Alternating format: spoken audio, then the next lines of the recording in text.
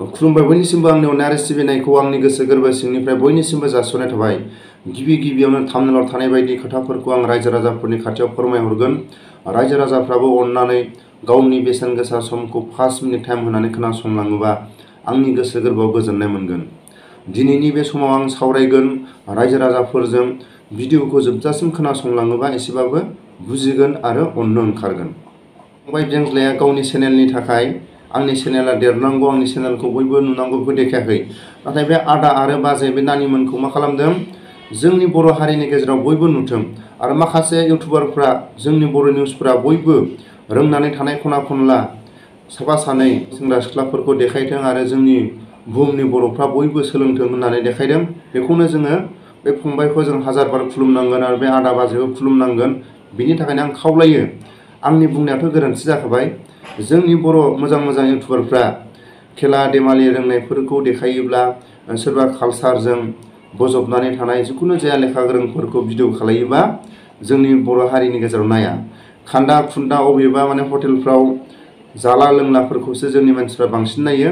बिनि थाखायनो आं खावलायो मोजां इउटुबारफोरखौ, जोंनि रोंनानै थानाय बर' सेंग्रा सिख्ला बै समनि सिनियर जुनियर बेफोरबायदि माखासे गेजेरजों जोंनि बर' हारिनि रोंनानै थानाय जिखुनु जाया सिनियर जुनियर सेंग्रा सिख्लाफोरनि रोंनायफोरखौ जाहाथे थुलुंगा होयो भिडिअनि गेजेरजों, बेखौसो आं खावलायो।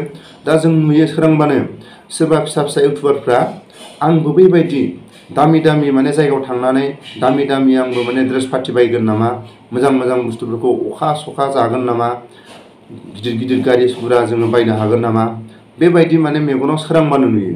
मा नुयो, नैबे फंबाया, नैबे आदाया, बे नानिया, नैबे सारा ओरैबायदि फरायनानै ओरैबायदि खस्थ'नि गेजेरजों फरायनानै नैबेबायदि स्टेजाव मोनफैबाय। बेबायदिखौ जोंनि गेजेराव भिडिअ बारा नुवा। सोरखौबा रायनाय, सोरखौबा माबानाय, खान्दा खुन्दा गाननानै जोंनि मानसिया बांसिन भिडिअ खालायो।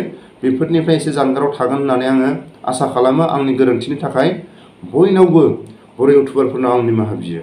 जोंनि बुहुमनि बर'फोरनि गेजेराव जोंनि बर' न'खरफोरनि सोरबा रोंगौथिफोरखौ बुहुमनि बर'फोरनो देखायनो थाखाय जेरैबायदि गावनि हाजिरा थुजिरा मावनायखौ दोनथ'नानै बुहुमनि बर'फ्रा बयबो खोनाथों आरो बयबो नुथों होननानै जोंनि सासे बर' न'खरा जेरैबायदि गावसिनि रोंगौथिखौ लानानै गुबुन जायगायाव हाजिरा थुजिरा मावनानै थाहैनो गोनां जादों आरो हाजिरा मावनायनि गेजेरजों गावनि गथ' गथायफोरखौ गावनि थांनानै थानायाव माबायदि सोलोंनांगौ